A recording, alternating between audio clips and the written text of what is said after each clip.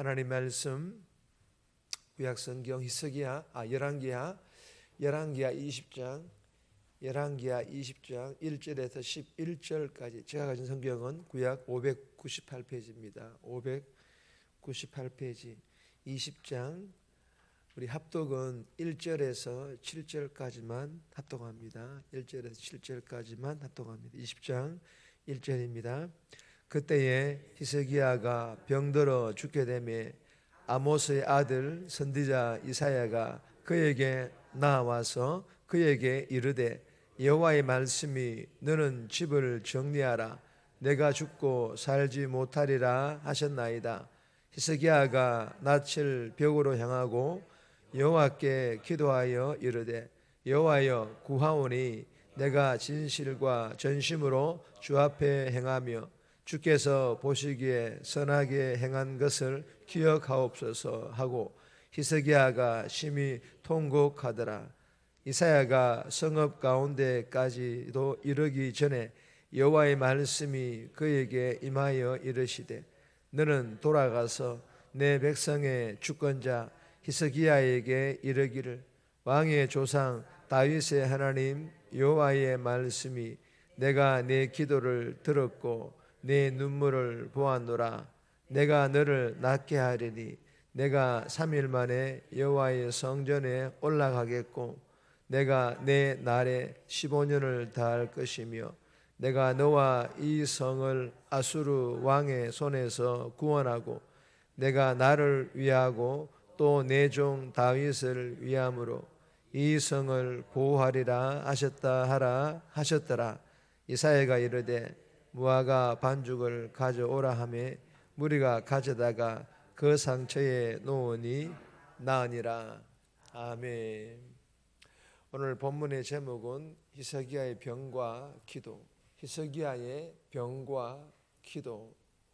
여러분 오늘 이 본문은 병으로 죽게 된 히스기야가 기도하자 하나님께서 히스기야의 생명을 15년 연장하시고 그리고 예루살렘까지도 보호해 주시겠다라고 약속하시는 그런 내용입니다. 그리고 하나님께서는 그 징표로 해시기의 그림자를 뒤로 물러나게 하시는 그런 기적의 내용이 기록되어 있는 그런 본문입니다.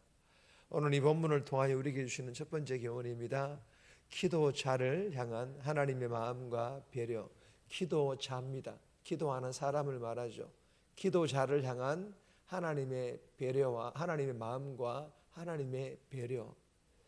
4절에서 6절까지 말씀인데 4절 말씀 보시면 이사야가 성읍 가운데까지도 이르기 전에 여호와의 말씀이 그에게 임하여 이르시되 이사야가 성읍 가운데까지도 이르기 전에 그리고 내가 내 날에 15년을 다할 것이며 여러분 무슨 말씀입니까? 하나님께서 히스기야의 기도를 들으시고 이사야가 성읍 가운데까지 이르기도 전에 응답하신다라는 그런 말씀입니다. 그리고 5절에 보시면 내가 내 기도를 들었고 내 기도를 보았노라. 여러분 하나님께서 히스기야의 그 간절한 부르짖음의 기도를 들으셨고 절박한 눈물의 기도를 보았다는 것인데 그리고 하나님께서 이사야가 성읍에 도착하기도 전에 하나님께서 히스기야의 기도를 응답하셨다. 그렇게 오늘 본문에 말씀하고 있습니다. 사랑하는 여러분, 오늘 이 본문에서 우리에게 주시고자 하시는 교훈은 사실 히스기야의 그 기도의 내용보다 하나님의 응답에 대한 반응 속도입니다.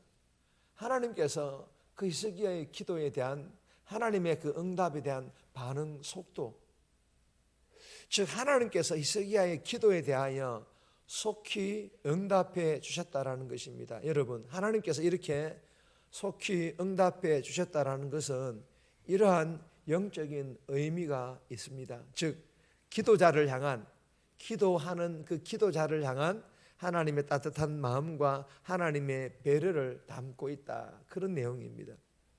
여러분 하나님께서는 히스기야의 기도가 긴박한 기도임을 아셨고 그리고 지체하지 않으시고 응답하여 주심으로 히스기야로 하여금 속히 그 두려움과 불안에서 벗어날 수 있도록 따뜻한 마음으로 배려하여 주셨다라는 그런 내용의 교훈입니다. 물론 히스기야뿐만 아니라 모든 기도자에 대한 하나님의 마음과 하나님의 배려일 것입니다. 그러나 그렇다고 해서 모든 기도자에게 이렇게 속히 응답해 주시는 것은 아닙니다. 이것 또한 하나님의 영역입니다. 그러므로 기도자인 우리가 기도해야 할 것은 하나님의 약속을 믿고 말씀에 근거하여 간절하고 절박함으로 기도하되, 따라합시다. 날마다입니다. 날마다 기도해야 됩니다. 어떤 상황에 대해서만, 어떤 상황을 닥쳐서야만 기도하는 것이 아니라 우리의 교훈하시는 교훈은 날마다 기도하는 거예요. 날마다 기도해야 됨을 알고, 그리고 날마다 기도하는 그런 기도의 사람이 다 되어서 하나님께서 우리의 기도에 때로는 이렇게 역사하시고 때로는 또 다른 모습으로 역사하시는 그 하나님의 응답의 역사하심, 하나님의 그 배려와 하나님의 그 마음을 우리가 기도하는 가운데 느끼고 경험하는 그런 복된 기도자가 다 되시기를 주님의 이름으로 축복합니다. 두 번째 주시는 교훈입니다. 능력의 하나님, 능력의 하나님이심을 우리에게 교훈합니다. 8절에서 11절까지인데 말씀은 따로 읽지 않습니다. 짧게 보겠습니다. 해 그림자가 10도 물러가는 이러한 징조는요, 이러한 기적은 하나님의 능력과 하나님의 주권이 어디까지 이룰 수 있는지를 우리에게 보여줍니다. 하나님은요, 필요에 따라서 태양도 멈추게 하시고, 아니 이것보다 더 놀라운 것들도 행하게 하시는 그런 능력이 하나님이신 줄 믿으시기를 바랍니다. 여러분, 모든 것을 하실 수 있는 하나님이, 그 하나님이 우리와 함께 하시니까 우리는 안전하다라는 것입니다. 그러므로 우리가 날마다 우리의 삶에서 모든 것들을 행할 수 있는 그 능력의 하나님, 그 하나님과 함께하는 것입니다.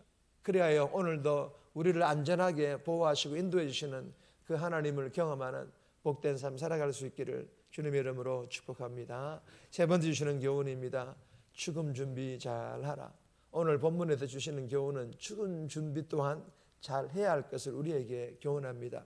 1절 말씀 보시면 그때에 히스기야가 병들어 죽게 되매 아모스의 아들 선지자 이사야가 그에게 나와 그에게 이르되 여호와의 말씀이 너는 집을 정리하라. 내가 죽고 살지 못하리라 하셨나이다. 여러분, 본문에 보시면 그때에 히스기야가 병들어 죽게 되매, 여러분 이 말씀은 이사야의 말씀이지만 하나님께서 주신 말씀이에요. 그러니까 하나님 말씀이라는 것입니다. 유다왕 히스기야가 죽을 병에 걸렸습니다.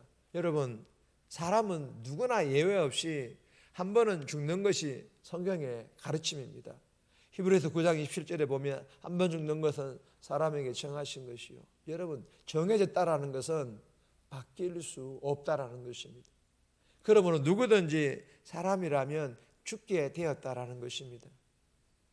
그래서 본문에 다른 왕들보다 선하게 살았던, 그리고 종교개혁을 통하여서 하나님을 그렇게 기쁘시게 했던 이 히스기야도 이 죽음 앞에 예외일 수가 없었던 것입니다.